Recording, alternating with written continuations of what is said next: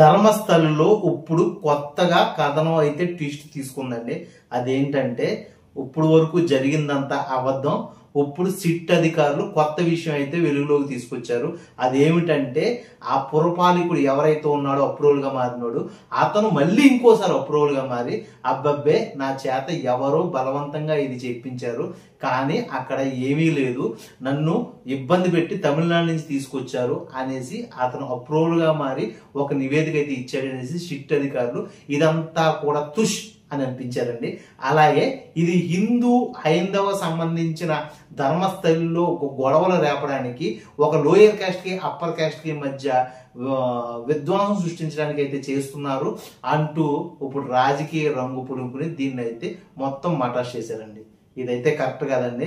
ఎందుకంటే ఆ పురపాలికుడు జూలై 3వ తారీఖుని ఏదైతే స్టేట్మెంట్ ఇచ్చాడో ఆ స్టేట్మెంట్ ఆధారంగానే షిట్ దాంట్లోకి దిగి అక్కడి నుంచి విచారణ చేపట్టింది. ఆ విచారణలో కొన్ని బాడీస్ అయితే దొరికినాయి, కొన్ని పురులు అయితే దొరికినాయి అని చెప్పారు.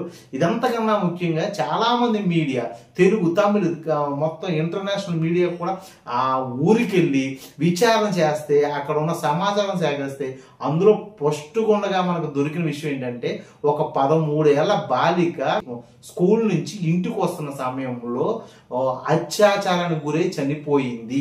దీని మీద లోయర్ క్యాస్ట్ వర్గానికి అప్పర్ క్యాస్ట్ వర్గానికి గొడవలు అయితే స్టార్ట్ అయినాయి. ఆ విధంగా అక్కడ చాలా పెద్ద విషయాలు బయటకు వచ్చినాయి. అప్పుడు వరకు చాలా మందిని చంపి పడేశారు, ఆ శవాలు కూడా దొరకకుండా చూశారనేసి చాలా మంది లోయర్ క్యాస్ట్ వర్గం వాళ్ళు అయితే మీడియాకి అయితే చెప్పారు. ఇదంతా కూడా అబద్ధమేనా? వీళ్ళందరూ కూడా అబద్ధం చెప్పేసినట్టేనా? ఒక్క పురపాలకుడు మాత్రమే రిపోర్ట్ ఇచ్చాడా? వీళ్ళందరూ రిపోర్ట్ ఇవ్వలేదా? వీళ్ళందరి రిపోర్ట్స్ మీరు ఎందుకు తీసుకోవట్లేదు?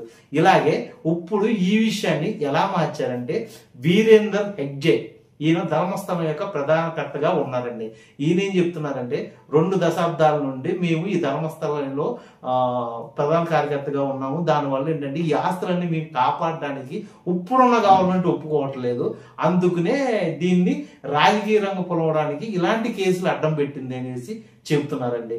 అయితే ఈయన ఎవరి మనిషి అని చూస్తే బసవరాజ్ సోమయ్య అంటే మన 2021 నుండి 2023 వరకు బీజేపీ గవర్నమెంట్ లో ఉన్న ముఖ్యమంత్రి గారి యొక్క మనిషి. దానివల్ల ఈ గొడవలన్నీ సృష్టించడానికి జరిగింది అనేసి ఇప్పుడు కొత్త కథనం అయితే తీసుకొచ్చారండి.